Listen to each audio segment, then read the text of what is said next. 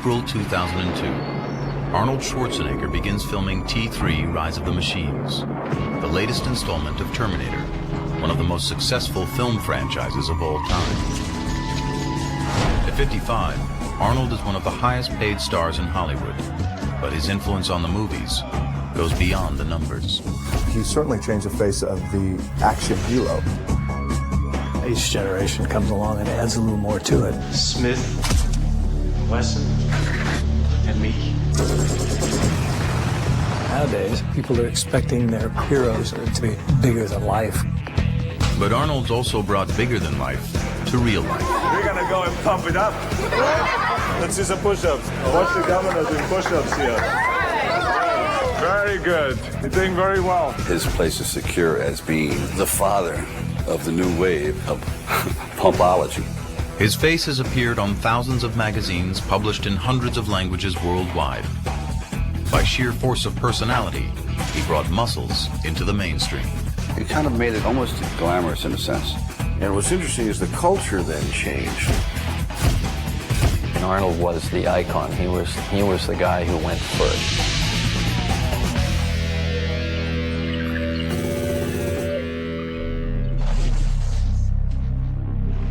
With the enormity of his fame and fortune, it's easy to forget that it all started with an independent documentary film released in 1977 called Pumping Iron. The film introduced the world to a character every bit as amazing as the Terminator or Conan would turn out to be. That character was Arnold Schwarzenegger himself. What we were doing is making a story out of bodybuilding, and we had the priceless opportunity of being able to craft a subculture and to really define what it was. Before Pumping Iron, bodybuilding had a big image problem. It wasn't taken seriously. Bodybuilding was on the back of comic books. And there hasn't been such a flexing of biceps since Popeye downed his last can of spinach. It had kind of a stigma attached to it that it was guys who were insecure or people that were trying to overcome inferiority complexes in dark dungeons. In other words, freaks and fools. But in Pumping Iron, director George Butler was able to smash these old stereotypes and replace them with something new to bodybuilding: personalities. Of course, it didn't hurt that his star was Arnold Schwarzenegger. And I remember being a little kid and watching and going, well, that guy has a funny accent, but he sure is big. To see competition, to see these guys and how these guys play these mind games with each other was fascinating. I watch you. I watch you too. Oh, with the barbell above my head. I'm not nervous at all. You certainly got a vibe of Arnold's charm, his charisma. Can you imagine the feeling I have 6 times Mr. Olympia? Before that, I think that if you had a muscular body, it was that's all you were about, is the muscle, the muscle, the muscle. But after Pumping Iron, you could have character, you could have charisma, you could be funny. If boxing had Ali, bodybuilding was going to have Arnold. He was controversial. The pump. It's as satisfying to me as having sex with a woman and coming. He was charming. How about that, huh? Can you do that? And like Ali, he was a natural-born salesman, selling not only bodybuilding, but his own persona. Do you work out every day, every other day? I would say 6 days a week. 6 days a week? With weights, and I run 3 times a week, and then do other exercises that we shouldn't talk about here in front of the people. You slide dog. I do everything. But Pumping Iron did more than legitimize bodybuilding. It was at the leading edge of the fitness revolution. By the late 70s and early 80s, Americans, inspired at least in part by the muscularity they saw in Pumping Iron, were joining the bodybuilders at the gym. It became a social circuit for the first time. It became a great place to meet people at the gym. The last place in the world you would ever expect to meet your future missus is at the gym. Never happened, but it did. The guys are going, oh, yeah, I'll hang around here. This isn't bad. I'll get in shape just so I can hang out here. But as America was heading into the weight room, Arnold was heading out. Propelled by a wacky idea, he thought he could parlay his bodybuilding into Hollywood stardom. I like acting very much, so maybe I can have a new career there, who knows. It was a long shot. The bulging physique that had served him so well in competition had nothing to do with the traditional Hollywood handsome. This is something else that I want to, because I said, look, he's not going to be, you know, wearing briefs and flexing on the Tonight Show. And he said, I'm not asking him to do that. But the fact is that he is known for the fact that he's got the body that he's got. In the old days, the audience knew the hero was big and strong because the script said so. That's the man I'm after. I remember when I first started acting in the early 50s, not many actors worked out at all. You know, they did it in a certain way, the way they walked, the way they jumped on a horse, and all those kind of things. They sold how studly they were. During the 50s and 60s, you could get away with murder. You say, okay, Superman had the muscle sewn on.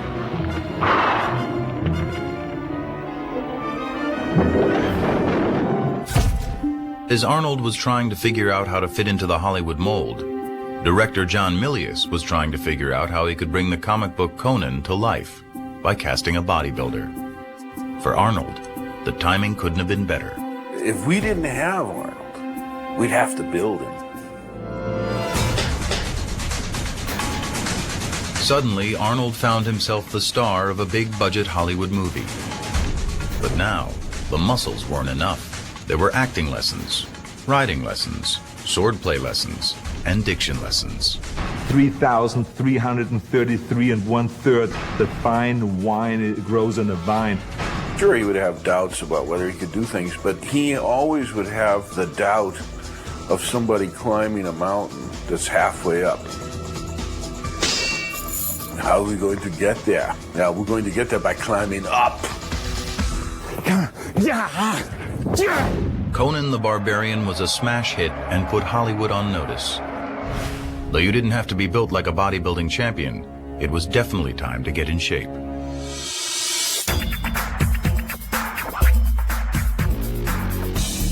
Arnold comes along and the bar gets moved from there to there. We, the movie makers, just try to find clothes, a costume to put on this extraordinary elemental creature, this giant. I'll be back. I mean, it really kind of set a standard that said if you're going to try to come off as something on the screen, you know, you got to have the goods, and it's not all about your stunt double. Shirts came off, and there it was. There was no hiding. There was no like holding the stomach in. It's party. In the 80s, the studios produced a string of action movies all starring muscular heroes. Audiences, weary of the sensitive 70s, ate them up. We were like the new action heroes of that era. All of us had one thing in common.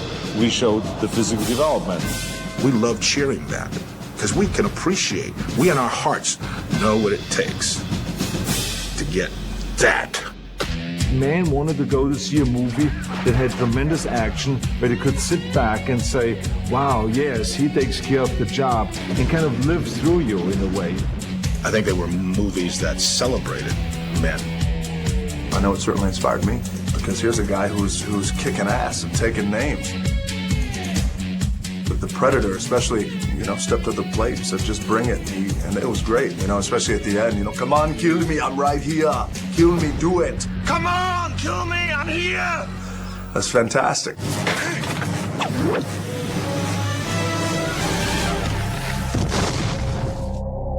Now being strong and muscular was not only okay, it was celebrated. A new generation raised on action movies hit the weights in order to avoid being called girly men. Where's the Bob? You are. I think people were being swept away by the films subliminally, and then all of a sudden it just hit. Hey Arnold, look at this. Yeah, how about this? Oh, you guys make me sick. This is what you have to do, like this. Suddenly, it seemed, everybody was in shape. From a few darkened gyms in the early 70s, an entire multi-billion-dollar industry erupted. Normal, everyday people were signing up in droves to tighten, tone, shape, and sculpt at fitness palaces filled with gleaming chrome muscle-making machines. bodybuilding and physicality became kind of like a hip thing. It's okay to be proud of your body. And even people who didn't necessarily want to be as big as Arnold Schwarzenegger, who didn't have any aspirations of becoming Mr. Olympia, but just had aspirations after seeing him about getting in the gym and saying, you know what, I just want to get in shape. And it's not only men pumping up. In movies, muscular female stars are now in on the action. In the fashion world, magazine ads sell pecs and abs as much as they do underwear. Rock icons have gone rock hard, hiring trainers to turn them lean and mean. In sports, athletes who have been told for decades to avoid getting muscle-bound have learned better, because big means strong, and strong is good. So boxers are now trained by bodybuilders, as are athletes in tennis, basketball, even golf. Professional Olympic teams hire strength coaches to build brawn. But it's not only athletes. Remember when the elderly thought lifting anything heavy would cause a heart attack? No more. Study after study shows that strength training can improve cardiovascular fitness, strengthen bones, increase flexibility and balance, even fight diabetes, arthritis, and depression. Millions of people are involved in exercise programs that involve strength training, aerobic exercise, high-protein diets are the craze. Arnold was doing that back in the 70s and the 60s. Bodybuilding, once a subculture of maniacs, is now so much a part of our culture, it's hard to even remember when we thought lifting weights was weird. He made it very, socially acceptable. And, pumping iron certainly was the pivotal moment in the history of that. I had no idea that it would catch on the way it did. So that was a total surprise. I wish I could say, I knew all along, but that's not really what really happened. I still look back today when I talk about it like right now and reflect. I say to myself, how did it happen? I mean, how could that become a reality? Coming up next, the film that launched the movie career of Arnold Schwarzenegger and helped jumpstart the fitness revolution. Pumping Iron. And stay tuned after the movie for an exclusive behind-the-scenes look at the making of Pumping Iron, including never-before-seen outtakes from the film and current interviews with the cast and crew. At the time when I first saw it, I was like mortified, saying, oh my God. He is absolutely acute at being able to figure out an individual's absolute weakness and then put a sword through it. Maybe I went a little overboard. And now the documentary that started it all, remixed and remastered, Pumping Iron.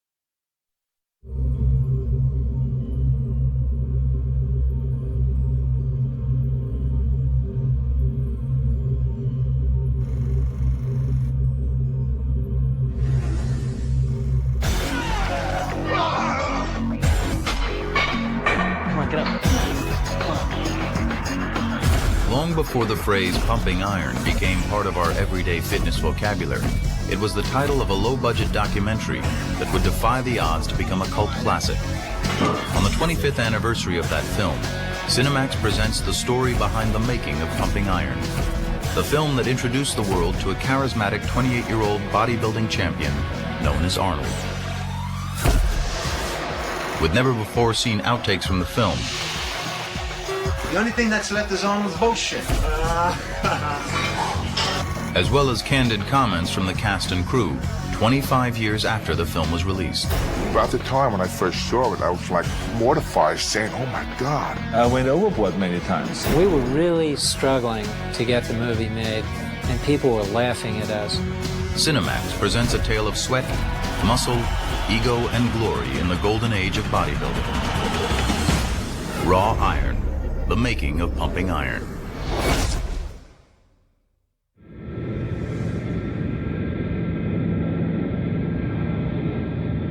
February, Columbus, Ohio.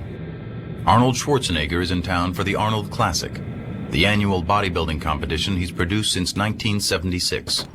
Along with Mr. Olympia, it's the premier contest in the sport.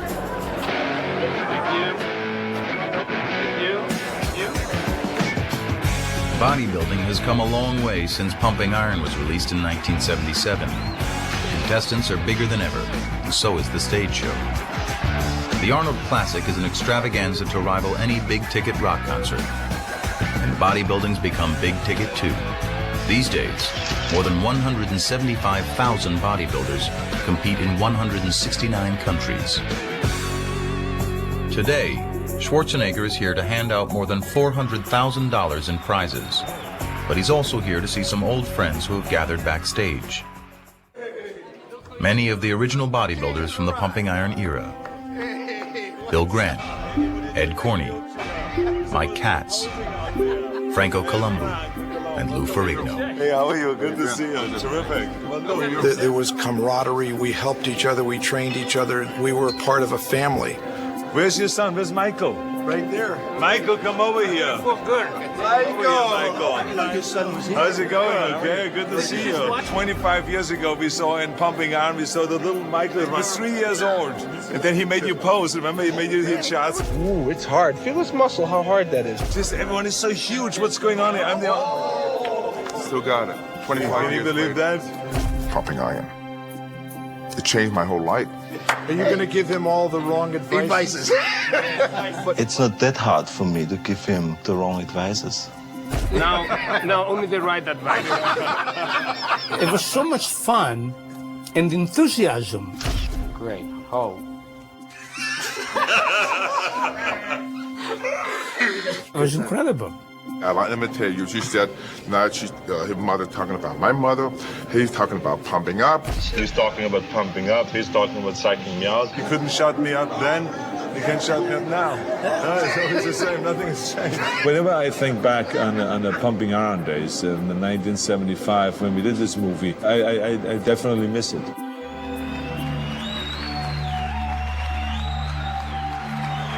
Back before Pumping Iron, he was known as the Austrian Oak, but he was unknown outside the marginal and misunderstood sport called competitive bodybuilding. It was a tiny little world, and 300 people would come to the contest that night. They would go crazy over Arnold Schwarzenegger, so he was king of 300 people. It's just that Arnold hadn't burst out of that world yet. Photographer George Butler and writer Charles Gaines were fascinated with the bodybuilding subculture and collaborated on a book they called Pumping Iron, which featured the young Austrian bodybuilder. Butler wanted to turn it into a film, but Arnold wanted to retire. Since moving to America in 1968, he'd won the sport's top prize, Mr. Olympia, an unprecedented 5 times, and he'd had enough. George Butler came to me and says, I have a great idea. We should do a movie, but it only will work if you're in it. And if you retire now, you can't be in it. So that doesn't work.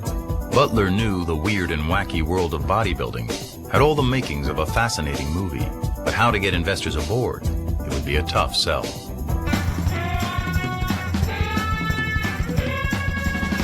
It was, after all, the 70s, the height of the counterculture revolution. The last thing on anyone's mind was muscle men. It gave me a very formidable obstacle to overcome, which is to say, how do I make Arnold Schwarzenegger fashionable in the era in which the most celebrated model in the world was Twiggy? In the back of my mind, I knew that throughout history there had always been at least one worldwide bodybuilder Sandow at the turn of the century was one of the highest paid entertainers in the world. Charles Atlas in the 20s and 30s. Steve Reeves in the 50s made a fortune in the movies. After convincing Arnold to compete for one more Mr. Olympia title, first-time director Butler jumped headfirst into filmmaking. Take it. You got the 8? 8. Head Slade. Just talk to these two guys here. The concept was simple. Shoot the intense training leading up to the Mr. Olympia, then shoot the competition itself. Just let the story unfold in front of the camera. He started by shooting a test film for investors. In this never-before-seen footage, the first frames ever shot for Pumping Iron, Arnold pumps up backstage for a posing exhibition.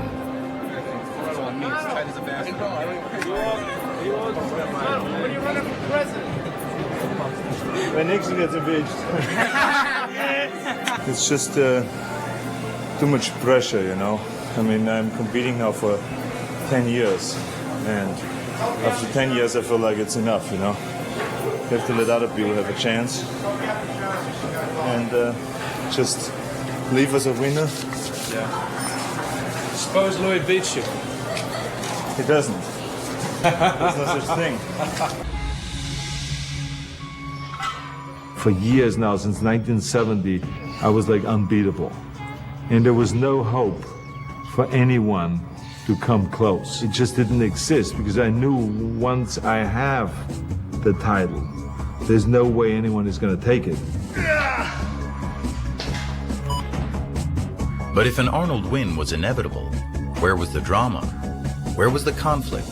Every movie hero has to show his stuff by pushing up against an obstacle. Butler had to find it. I wanted to find a great antagonist for Arnold, and there was Louis Ferrigno in Brooklyn, New York, 6'8", 270, dark and foreboding.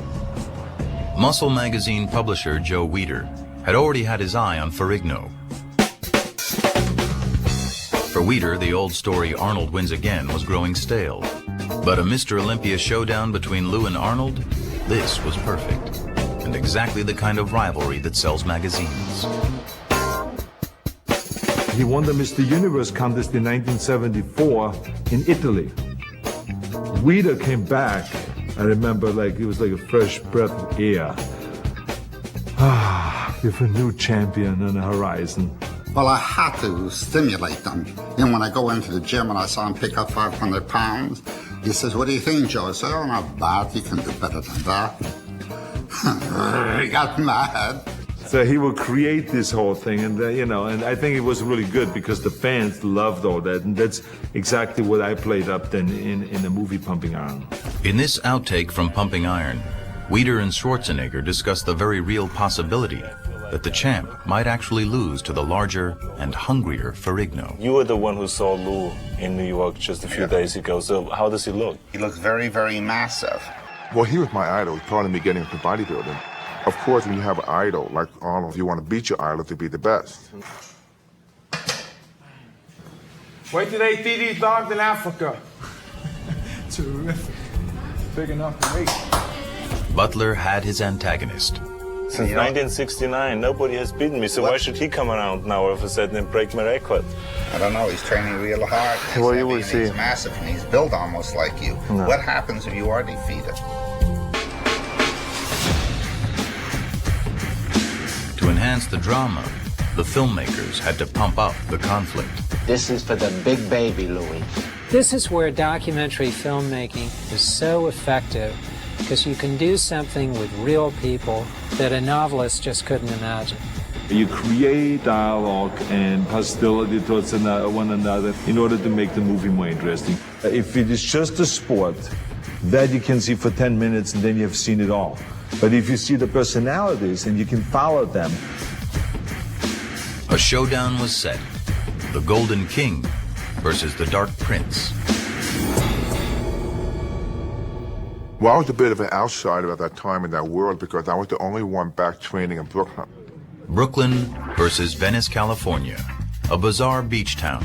A refuge for artists and hippies, weirdos and wackos. In its own strange way, bodybuilding fit right in. If the sport had an epicenter, it was a legendary Gold's Gym. which is where the filmmakers began shooting. Come on, Franco. What is this bullshit? Yeah. No, side chest, not front chest, Franco, side. Yeah, this thing's changed a little bit when we go to the side. Hey, look, Franco, what you have to do is when I say side chest, then hit the side chest and let it come out. And if you don't have it, don't hit it. No, don't hit it. Don't hit it. We had camaraderie that was incredible. We'd train together. We'd go to the Gold's Gym at 10 o'clock in the morning. That's where everybody would meet. And I mean, the energy that came out of that little gym, it was only about 5,000 square feet. It could probably light up the city of Los Angeles. It's the mecca of bodybuilding. When I got out of here, there was only this little bitty gym sitting out here close to the beach. I mean, it wasn't much bigger than the YMCA where I'm from. It was like a house. And was only basic weight. That's the only place we knew. That was home to us. The public at that point didn't accept what we were doing. They didn't understand what we were doing. That was one of the joys of doing Pumping Iron, that people could really see that we just weren't big, huge people with muscles. We were all kind of tied together like this. We worked out together, we ate together, we were partying together. Rent was cheap. By day, they trained at Gold's or on nearby Muscle Beach, and at night, they let off steam, often at Arnold's bachelor pad in Santa Monica. The main man is here, guys. The cameras never stopped rolling. Mr. Universe 1975. Cheers to the Mr. World. Robbie Robertson. Hey, wait a minute. Let him hit a double shot, a double bicep shot for this lady here. Hit it quickie. Hit a double bicep shot. Come on now. Come on now. Hit 3 shots. All right. All right.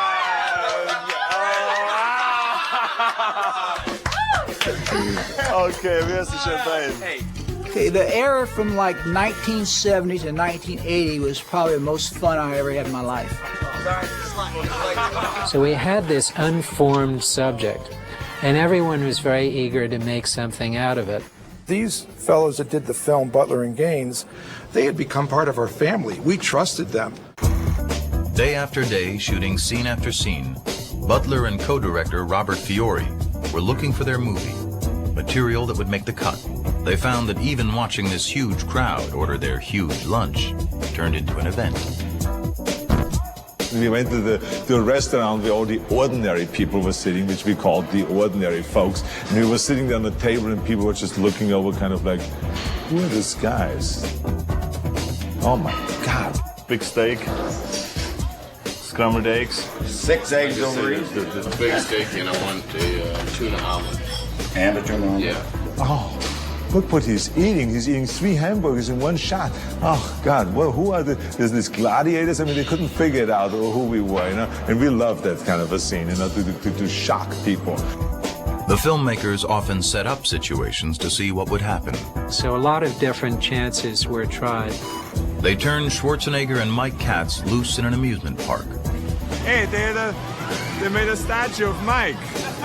That is a good one, Mike.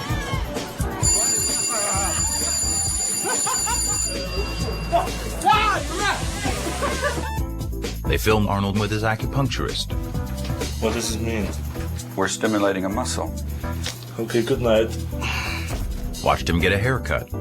Ask Arnold what sort of clothing he competes in. What kind of clothing do you wear in competition? A little tiny posing trunks. Do you have to talk at all? No. Except if you're the winner. So I talk a lot. Yeah.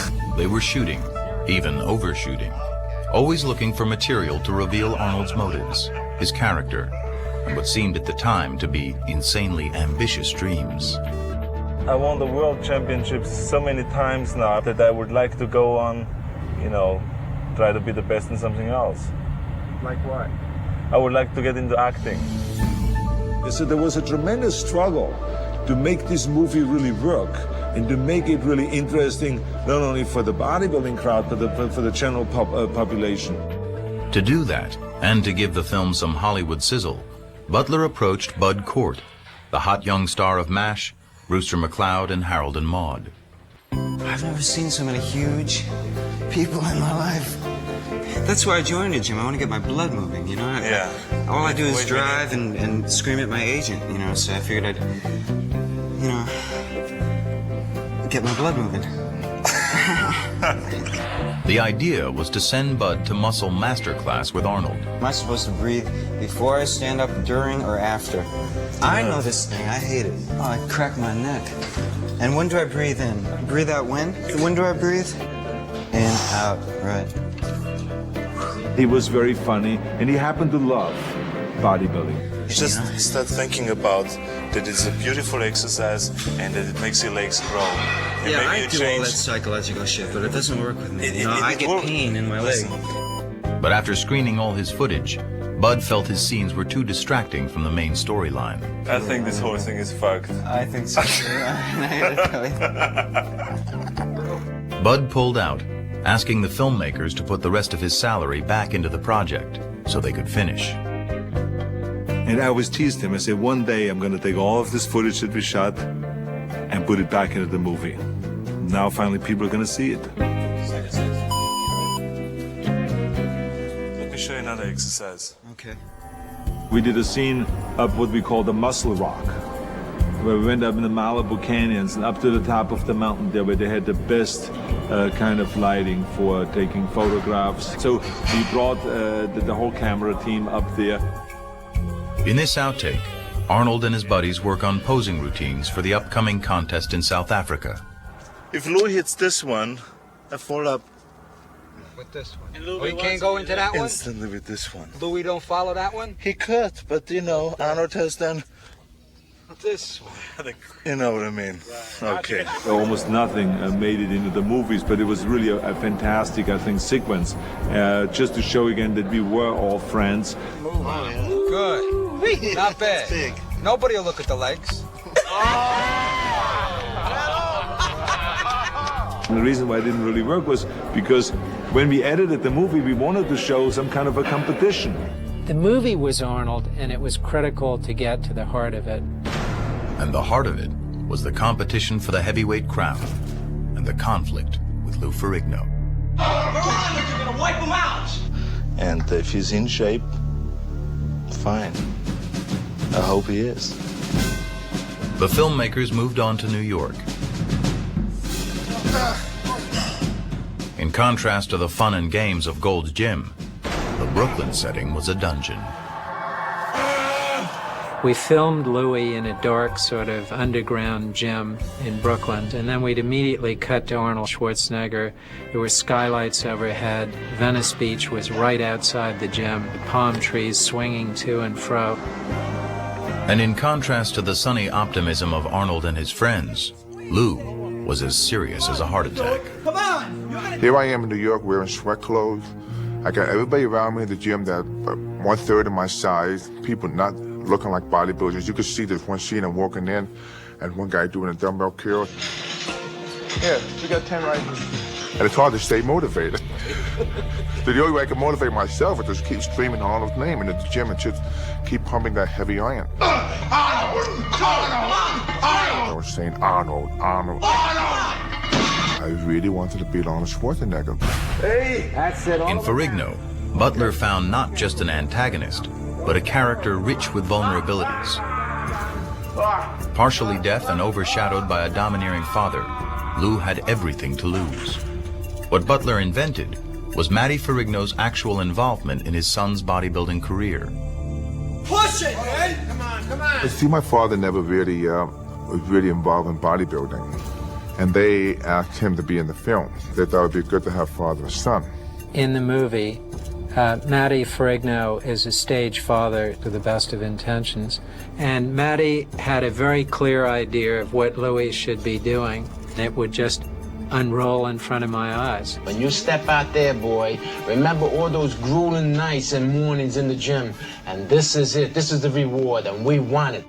He kept putting in my head, this is your last chance. There's one scene you see me curling dumbbells. 100-pound dumbbell. Show them!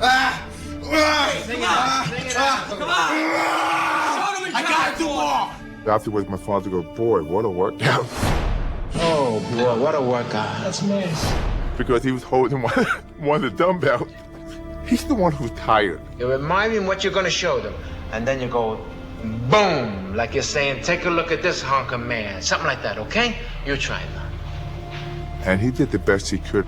The fact, because at the time I had the speech problem and everything, I was not able to conduct myself in interviews. He tried to be my voice. The unfolding relationship between father and son added an unexpected layer of tension and emotional richness to the film. As Matty demonized Arnold, he wore his son down. There's only one thing in mind, and that's to beat that German. We gotta beat Arnold. He's been up there too long. You waited 9 years for this shot, right?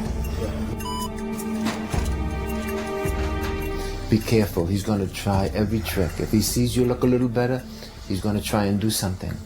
He's going to try to make you look bad out there. Watch every move he makes. Try not to engage in conversation with him. And most of the time I really wanted to say, let me speak for myself. Let me be who I am, please. You know, this is not how I want to conduct myself. This is not how I want to be in the film. Look out. That's right. That's it. No. Down here, Louis. I was not really me. I was beaten down.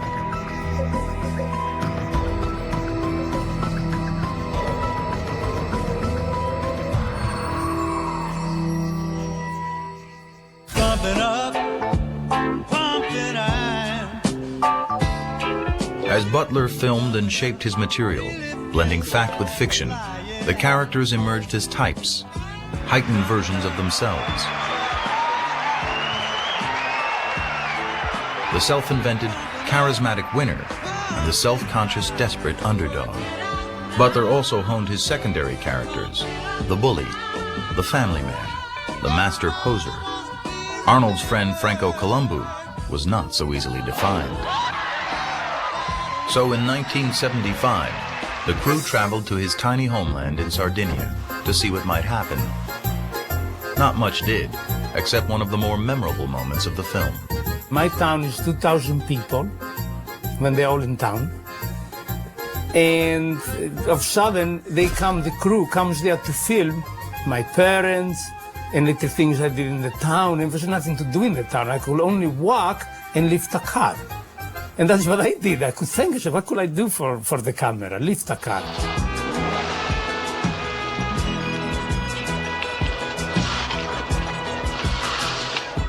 My father was watching. Say, that's my son, he lifts cars, you know? Another memorable moment was the infamous T-shirt incident, when Ken Waller, in an attempt to fluster his opponent Mike Katz, hides his T-shirt. You see a blue T-shirt around? In reality, the filmmakers made it more than it was. The thing about my part of it, like, you have to have a good guy and a bad guy to make something to the movie. Hey, you know what I'm going to do when I get to Africa? I'm going to take Katz's shirt, I'm going to hide it. I hid the T-shirt, yeah. We knew that Waller had taken Katz's T-shirt, and we did follow that up. You know, back then, that sort of was my nature in a way, but I was all in joking. I considered Mike a friend. A friend of yours, you really don't want to hurt their feelings. At that time, I didn't ever think it was going to come out and be a big deal on a movie screen. You learn later. I would go to contests after that and I'd get booed because of what was said in that movie. And then there was Schwarzenegger himself. While already supremely confident, he made it a point to pump up his persona while the cameras were rolling. I played the kind of Germanic machine that comes over from over there, like a machine, nothing will stop him. I have to cut my emotions off and be kind of cold.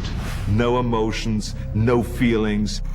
I want to be the best, and I'm perfectly willing to go through anything to be the best. Anything to psych out his opponents, trying to chip away at their confidence, laughing all the while. I'm not nervous at all. I tried anything and everything to sometimes look like, this evil guy.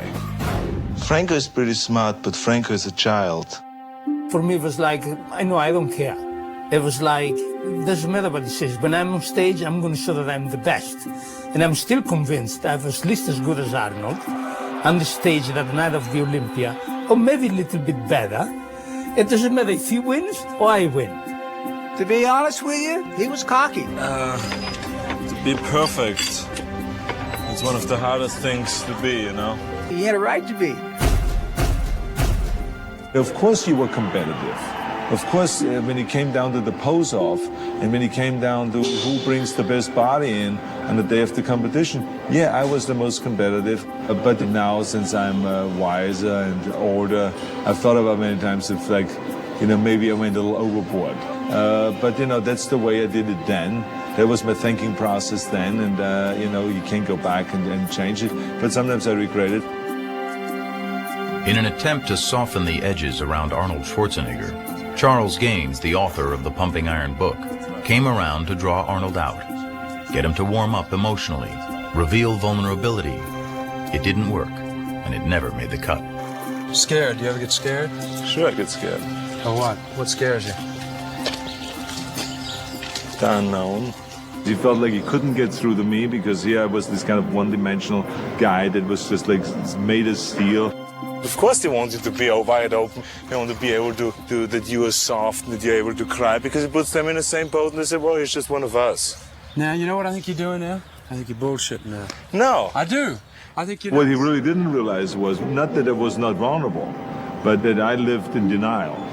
You know, my whole life. It's always like whenever I felt pain or anything like this, it was like I forgot about it. I dismissed it.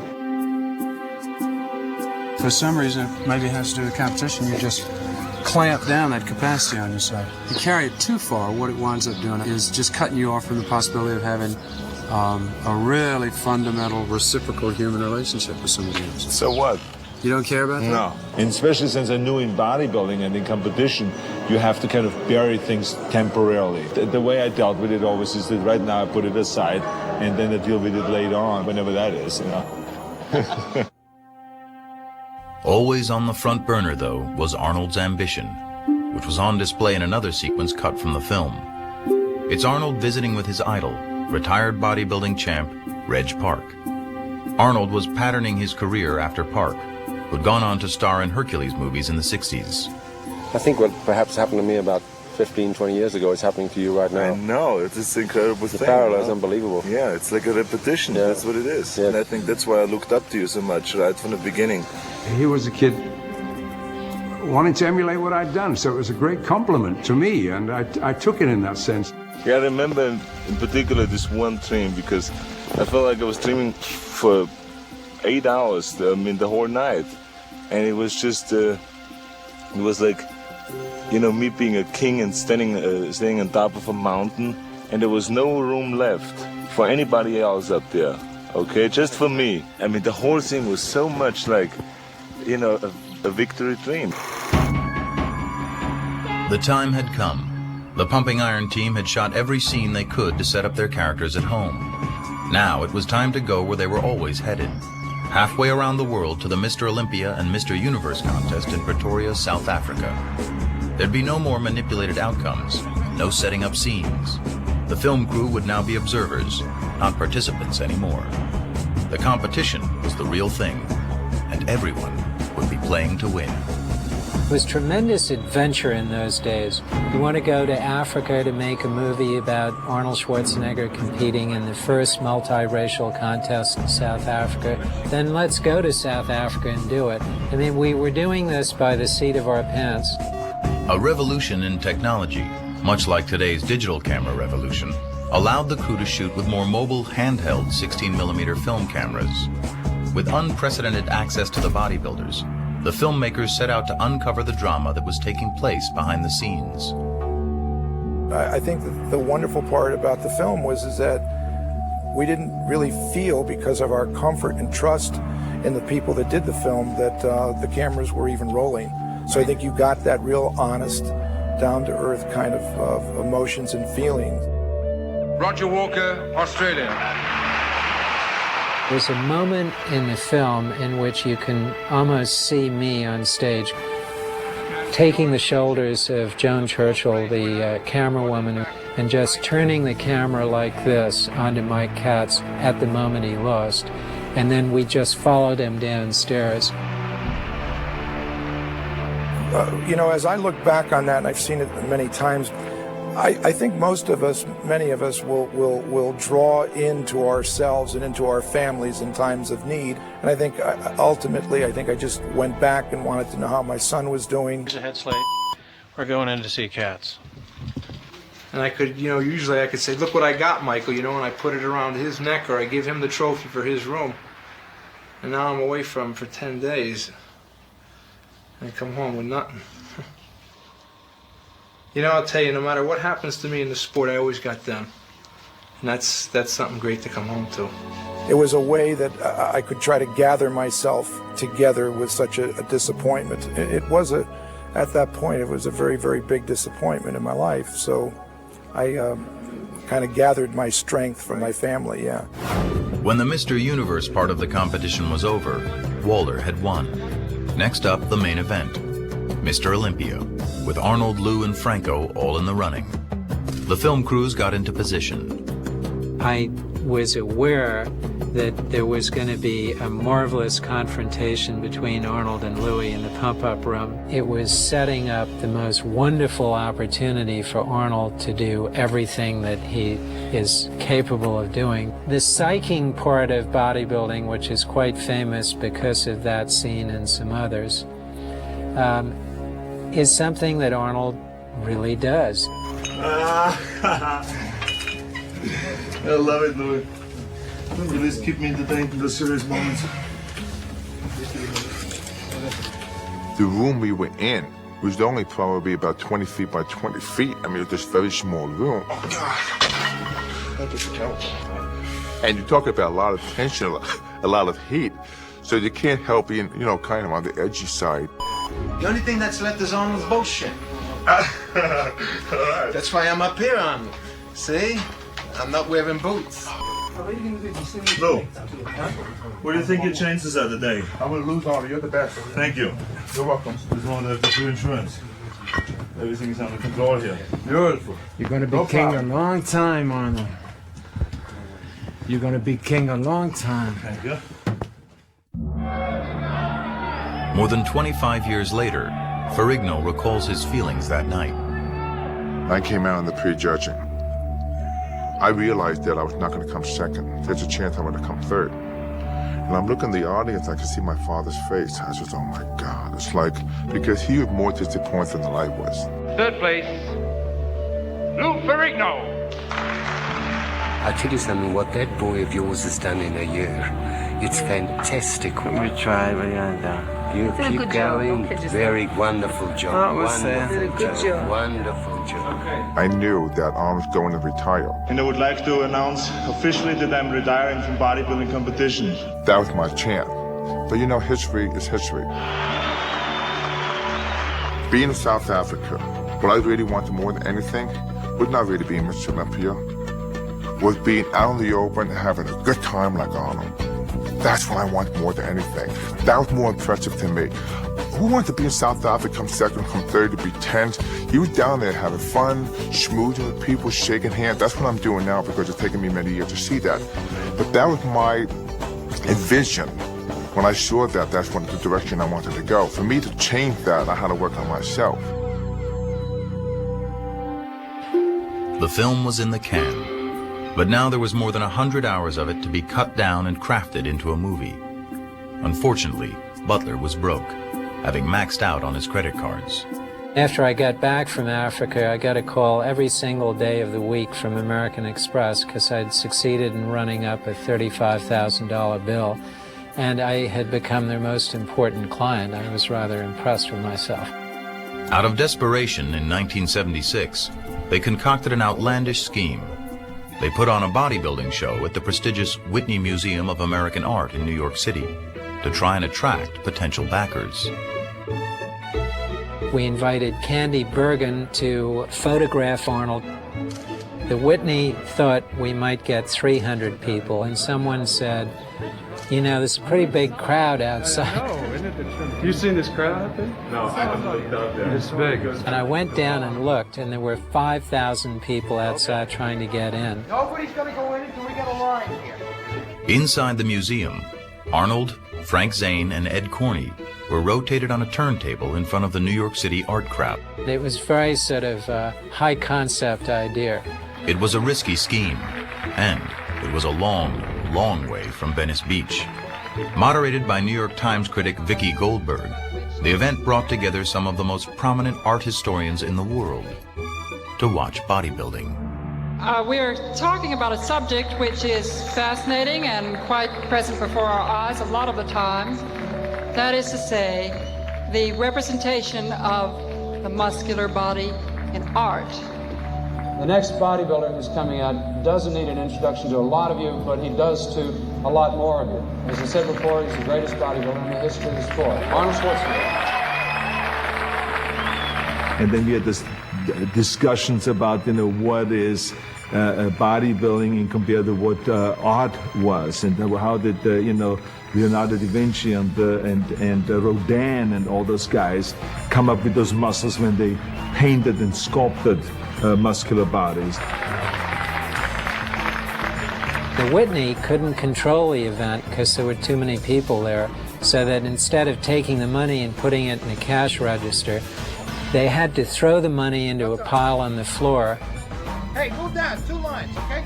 There was a 6-foot-high pile of $5 bills, and at the end of the day, the movie was financed, and the rest is history. The Whitney Museum event proved to investors that the general public just might be interested in bodybuilding. Now, it was time to present Pumping Iron to the world.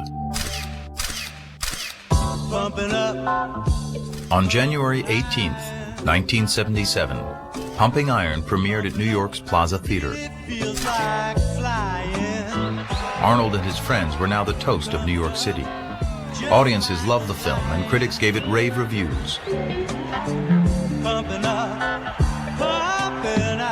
But for the bodybuilders, it was a surreal experience seeing their private world revealed on the big screen.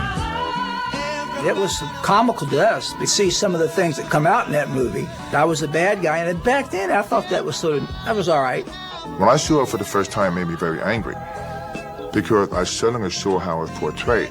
Calm him down. Help him.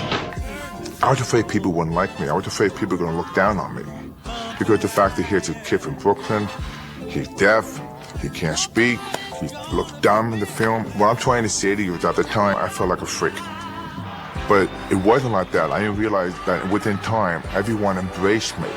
People come up and say, God, I love you in Pumping Iron, I love you in Arnold. All right. Nothing to say, I just want to eat my cake. It was so incredible to see the film on the big screen.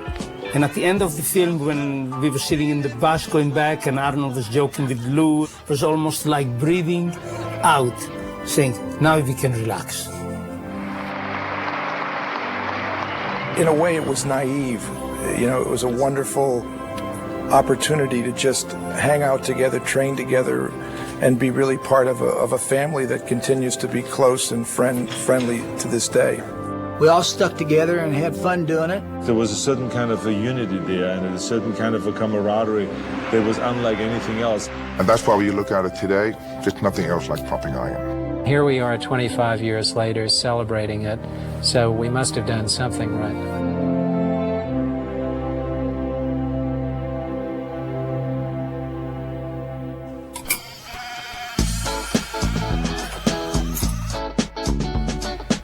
So how you feel today, Laurie? I feel better. Today, Dr. Franco Colombo is a practicing chiropractor in Los Angeles. Narrowing of cervical 6, 7, and 8. He also produces and stars in low-budget films that he shoots in Sardinia. To this day, he and Arnold are best friends. Mike Katz is a judge for the International Federation of Bodybuilding and owns several world gyms in Connecticut where he trains up-and-coming bodybuilders. His son, Mike Jr., and his wife recently had a baby.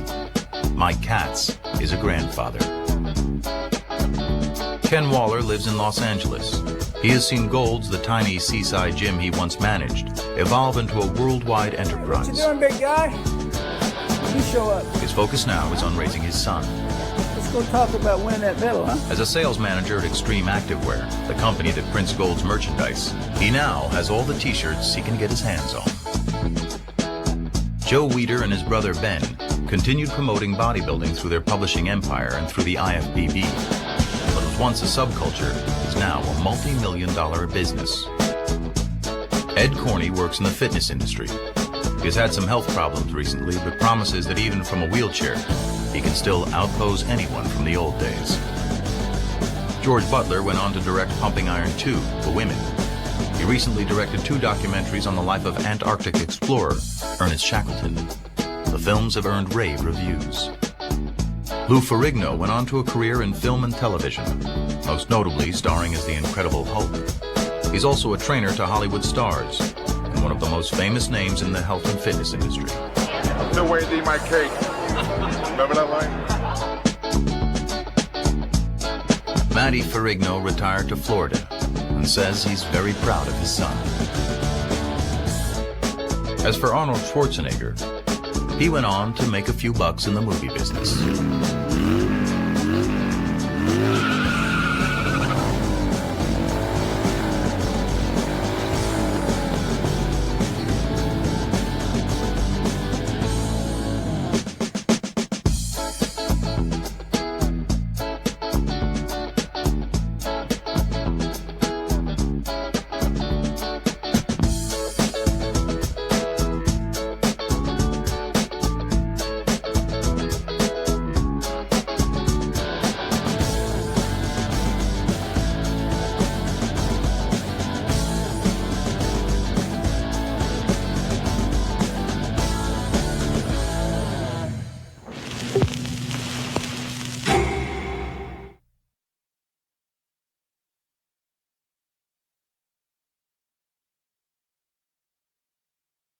Every time anyone sees Pumping Iron, they will come away, loving the movie, getting inspired by the movie, but at the same time they're asking themselves, wow, was all of this stuff true? Did Arnold really psych out Lou Ferrigno? Did he really not go home to his father's funeral because it was just shortly before a competition? And was he really that cold that he said, well, forget that, he's dead already. I'm not going to bother with that. I'm going to just focus in on my competition. Is that true? I saw him hanging there afterwards, a celebration party after the Mr. Olympia, smoking a joint. Did he really smoke a joint? And did he, in fact, inhale? Is that true? Was it true that they stole Mike Katz's T-shirt? Was really the psyching out that he was doing on Lou Ferrigno, was that true? So they're walking out with a lot of questions. And so when I go around the country and promote the movie, for instance, even the 25th anniversary, when the film started playing on HBO, on Cinemax, a lot of journalists called me and says, oh, I just saw this for the first time, and asked me about all those questions. So I think it's important to clarify that there's certain things in this movie that were true, like the competition, the outcome of the competition, the training, the severity of the training, the severity of the pain, the sacrifices that needed to be made, the amount of hours we spent in the gym, the food supplements we had to take, the food that we had to eat all the time, the pounds of meat and all this kind of thing. All of that is true. But there were certain things that are not true. And that's why we never call it a documentary, we call it always a docudrama, because certain things were created in order to make it more interesting, because it was very clear to us that the only way we could raise the money for the movie, for our Pumping Iron, was by making it more dramatic. All the investors always say, look, the training is terrific, what they are doing is terrific and all this, but how much can we look at this footage of them doing squats and chin-ups and sit-ups and all this? It's boring. Even though exciting to them, but it's boring to us to watch. So therefore, let's create some drama, some conflict. Let's create a villain. Let's create a hero. Let's create the guy that has the psychological power over people. Let's create the guy the guys that fall for it and they wipe out because of it. Let's have guys putting tricks on each other in the gym when they're training, when they're 500 pounds on the back. What can they do to each other? Those are the kind of things I like to see. This is what the investors said. So we started creating those kind of moments as we went along. And we had 100 hours of footage that we created during the whole shooting of Pumping Iron, and then edited it down to around 85 or 90 minutes. And so there we could take things in such a way that makes it then appear like I was psyching him out. I watch you. I watch you too. Oh, the barbell above my head. I adopted as time went on, and I saw that Lou Ferrigno could not be what was in the original intention, to make him the villain, the big guy that weighs 280 pounds, that trains secretly in a dark room in New York and works himself up to this machine, to this Hulk, and then comes to South Africa and beats the little Schwarzenegger, wipes him off the stage. That really didn't happen. They thought it would happen, or that it could happen.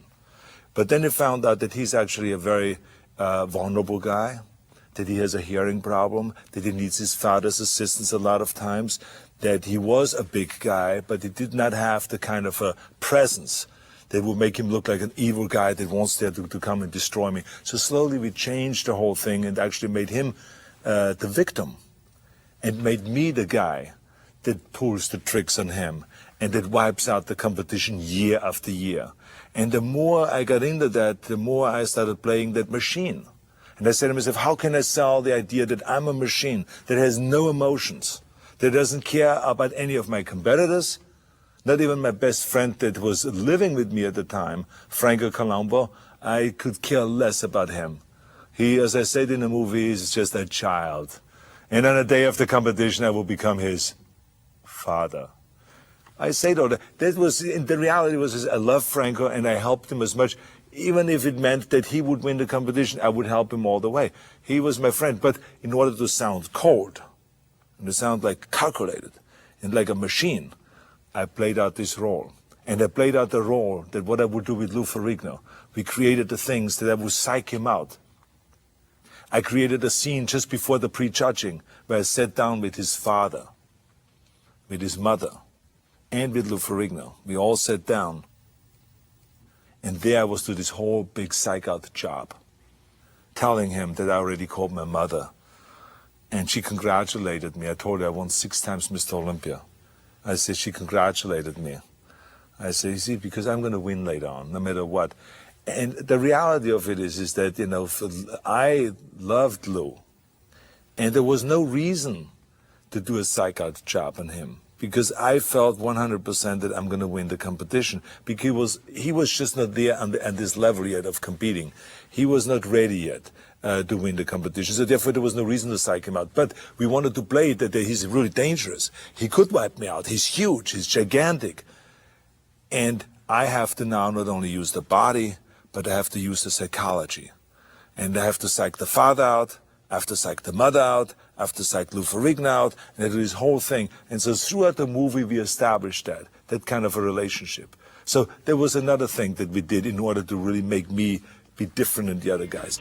If you want to be a champion, you cannot have any kind of an outside negative force coming in and affect you.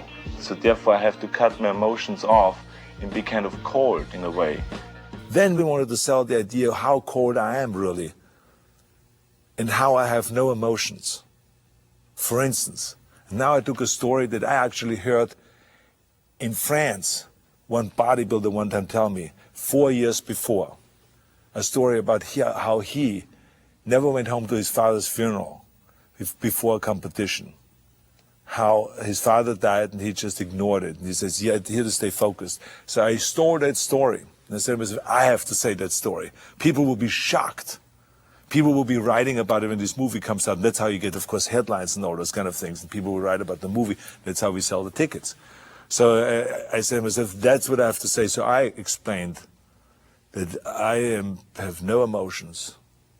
If someone steals the car right out in front of my house, I would just laugh at it and buy myself a new car. You know, of course, afterwards I said to myself, I said, hey, if someone steals my car, I cry probably because this was my jewel. That was the reality. Then I continued on with the story. And I said, as a matter of fact, my father died one year, just before competition. And my mother called me and I said, are you going to come home to the funeral? And I said to her, why? He's dead already. So I acted really totally cold, and people, it really worked. People were shocked about this. Some of them were appalled by this. And so, of course, since then, I've been getting those questions. Is this true? Is this not true? I mean, did your father really happen? The reality of it is that it never happened. My father never died before any competition. He died 3 months after a competition in 1972, and I saw him just shortly before he died. And we had a fantastic relationship. So there was none of that, of not having any emotions, not caring of my father dying. So that's the reality. So I think people, now it is important for people to know what is the reality. There is an opposite example is, for instance, with smoking the joint. I smoked the marijuana in the movie, an ant. And a lot of people ask me, did you really smoke a marijuana in this movie, or was it just fake? I said, no, I really smoked it. And I also inhaled, unlike some people claim. You didn't see a blue T-shirt around? Waller had it? The other question that people always ask me, Mike Katz was looking for his T-shirt in a movie. Did in fact everyone play a trick on him and steal his T-shirt or hide his T-shirt to confuse him and therefore lose the competition? The reality of it is that he did look for the T-shirt at one point just because he's misplaced it, but no one was hiding it. But after we saw this footage, we went out and shot additional footage to create a scene where a bunch of bodybuilders get together, throw the football, have fun, and then Ken Waller says, you know what I'm going to do to Mike Katz? I'm going to hide his T-shirt. As a matter of fact, I'm going to hide his bathing suit. I'm going to hide everything. Hey, you know what I'm going to do when I get to Africa? I'm going to take Katz's shirt, I'm going to hide it. Mess his mind up a little bit. So that football scene was actually shot way after the competition was over. And we have had all the footage already, just in order to create this scene of the Mike Katz getting his T-shirt stolen by Ken Waller, and that he messed up his mind, so he loses the competition. Pain in your muscles and aching, that's what makes actually the muscle then grow. If you can't go through this pain barrier, forget it. One of the most common questions I also get is, did we take steroids? Because now, of course, drugs is such a big issue in sports. And the answer is yes. It was just in a beginning stage because bodybuilders in those days just experimented with it, but it was not illegal. We talked about it very openly. I mean, anyone that was asked, he says, you take steroids? Yeah, I take 3 Dianabol a day. Or someone else would say, I would take this, and that. It was not an illegal thing. Now, after it became a big problem, then our federation said, okay, bodybuilders ought not to take steroids, and there will be testing done, surprise testing done. You could be called at any given time. And within 2 days, you have to do a test, so you can't get rid of the whole thing out of your system or anything like that. So that's what's going on right now. The bodybuilders are tested continuously. It's as satisfying to me as having sex with a woman and coming. People still ask me, for instance, is it true? And they're still trying to find out. Is it in fact true that a pump is better than coming? Because that's what I said in the movie. And the reality, of course, is no, it has nothing to do with one and the other. It feels great to be a champion. It feels great to train. It feels great to pump up and all those things. But how can you compare one with the other? It's 2 different things. You better get both, the pump and the coming. But I mean, the reality is I made up a lot of this stuff because I felt like that's the way you get attention. You have to, I believe that the more sensationalistic that you are, and the more outrageous things that you say, the more you get quoted, the more you get in the papers, and the more the sport of bodybuilding will benefit, because the more stories we will get about the sport of bodybuilding. So that's what it really was all about. We couldn't have made this movie about Arnold Schwarzenegger, about my life or something like that, about my bodybuilding or my drive to win or all this stuff. That would have been boring and it wouldn't have done well.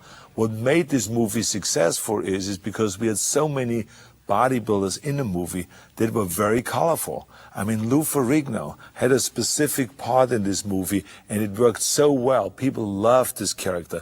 Ed Corney, Franco Colombo, I mean, Ken Waller, Mike Katz, Serge Nubret. I mean, there were endless amount of guys that really brought the color and the dimensions to the film, and it made the relationships very interesting. Relationships that were, shown in a movie. A lot of it was true, and some of it was created and made up. But the reality of it is the movie has a lot of real stuff in there. I mean, the real competition, real training, real agony, real defeat, all of those kind of things it has in there. One and only Arnold Schwarzenegger. Many people come up to me and say how they were inspired by Pumping On. First I heard it about the book, then even 10 times more when the movie came out. They were inspired to train, it changed their lives. They tell you the most unbelievable stories of what impact it had, how it created in them the will to succeed in life and to do something with themselves, if it is in bodybuilding or in other sports or in business. It is amazing the impact the movie had. So I hope that this movie, when people watch this DVD, has the same impact on them as it had on many hundreds of thousands or maybe millions of people around the world. Which is they walk away and get inspired and jump into the weight room and lift the weights to find out if it's really true what I said. Is a pump better than coming? It's not, trust me.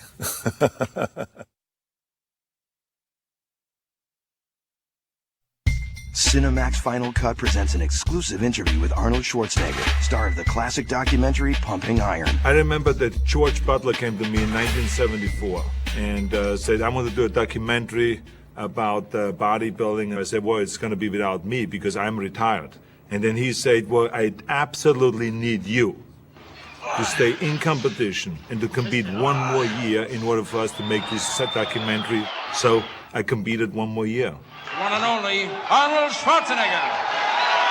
Well, I'm very happy that I did because the movie became, a huge hit. Pumping Iron became a classic. Well, I feel somewhat emotional about this 25th anniversary of Pumping Iron. When I saw some of the old stuff, it brought back such great memories of what a great time we had in the 70s, training for the World Championships, the camaraderie that existed at that time. But at the same time, it amazed me of what I was willing to do. Training 5 hours a day, lifting 50 tons of weights, burning 10,000 calories, and doing anything that it takes to win. The people going to see when they see Pumping Iron is basically, it's a historic kind of a classic movie because it really captures a time when bodybuilding was just coming out of the closet, so to speak, or the basement, and became a huge sport. You're going to see, what it takes for people, what kind of training people are willing to go through. How for more weight? Let's go. Oh, I beat him. The pounds and pounds of weights, the tons of weights they're willing to lift every day to become the most muscular man. Anyone and everyone will get something out of this film because it's a film that is really fascinating. And it is about people rather than just about a sport. It's about people. Don't miss Arnold Schwarzenegger and the 25th anniversary special edition of Pumping Iron.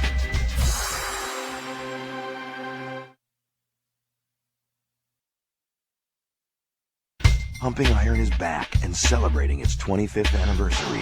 Cinemax caught up with Arnold Schwarzenegger and some other familiar faces at the premiere party honoring his classic documentary. Cinemax has offered to show the movie and celebrate with us all that special day, the day when the movie came out, the year when this whole revolution started taking place. I saw it in 1977, right when it came out. My brother took me to it. I met Arnold like 2 months later. So I have a special little spot in my heart for this film. It's astonishing that an independent film is getting this kind of reception. I don't think it's ever happened before. Cinemax was there to talk to the original cast. I think it's fantastic because 25 years ago I was here, posed in the night of the premiere. My favorite scene in the film got to be me hanging off his arm. Yeah, that's right. Just like that. There's an original idea, especially to see how bodybuilding makes people stay young. As you see, the way I look 25 years later, I look even younger. We also spoke with some of bodybuilding's current title holders. I think bodybuilding has come a long way, just like everything else. When was the first time you saw Pumping Iron? I was 16 years old. I just joined the gym. I trained for 3 months. The gym owner gave me a tape. Here, you might want to watch it. The favorite part of the movie are my friends that are in it. It's like extraordinary. Each one of the guys has done such a great job after that and has at the same time promoted the sport. Don't miss Pumping Iron 25th Anniversary Special Edition.